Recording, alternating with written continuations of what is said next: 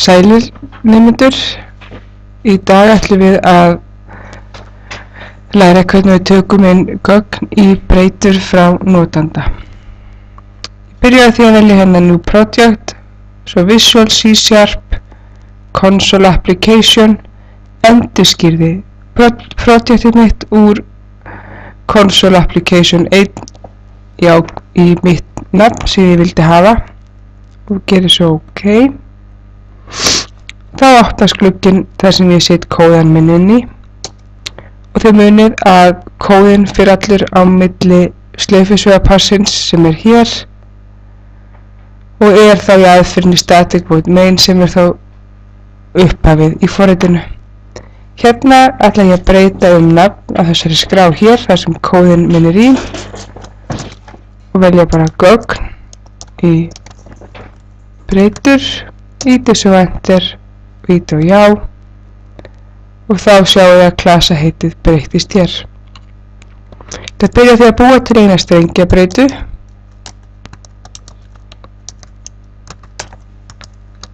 og núllstilla hana. Hérna ég með breytuna nafn af taginu string sem segir mér að ég ætla bara að geyma streng í þessari breytu. Ég ætla að biðja notandanum að slá inn nafnið sitt.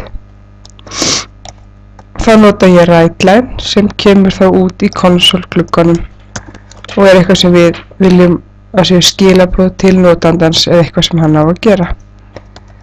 Sæll notandi, vinsamlegast sláðu inn nafnið þitt. Ég set bremsuna bara strax hérna í byrjun.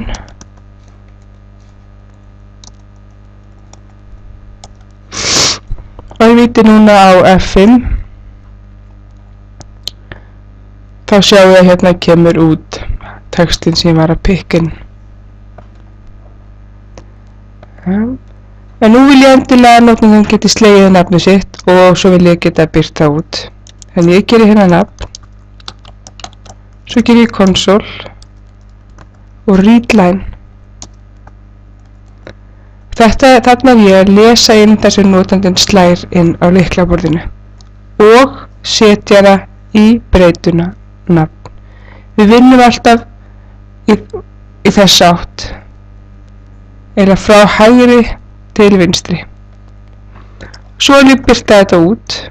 Nú tók ég þetta út hérna sem ég var að skrifa, en ég þarf að skrifa það aftur, annars fæ ég villu í forritið mitt. Þá nota ég aftur console og WriteLine.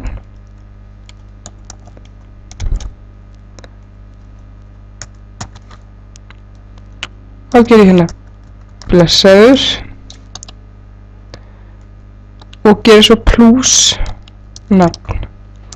Með að gera svona, þá ég að nota innihaldið í breytunni nafn, þar sem ég sló inn áðan og birta það út til notandans. Innihald breytunni nafn getur verið mismunandi eftir því hvað þið notendur sláið inn hverju sinni. Nú skulum við gera 2 síður aðeins til að sjá þannig við skiljum þetta alveg rétt. Afsakið ég svolítið kvefið, þið verið bara að afsaka það. Nú ger ég Gunna, íta enter og þá kemur blessaður Gunna. Við náttúrulega sem forritrar erum ekki búin að skilgreina hvort sem kall eða kona.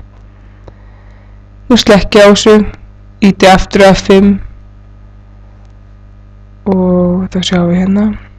Núna ger ég bara Lalli, þá kemur blessaður Lalli. Þarna sjáum við að innihaldið í breytunni nafn mismunandi eftir því hvað ég sló inn hverju sinni.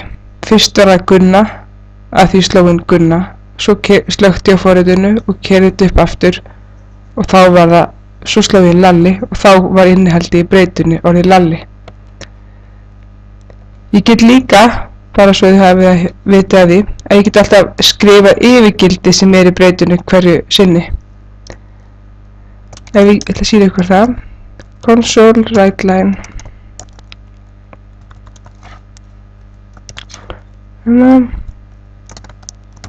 sláðu inn annað nafn og ég geri þá nafn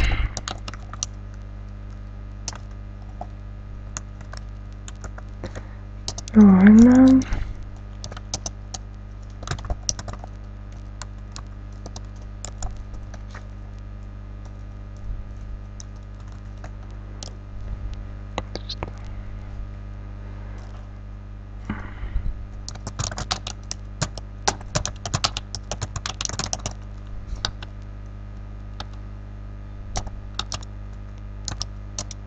og nú pröfa að keyra þetta upp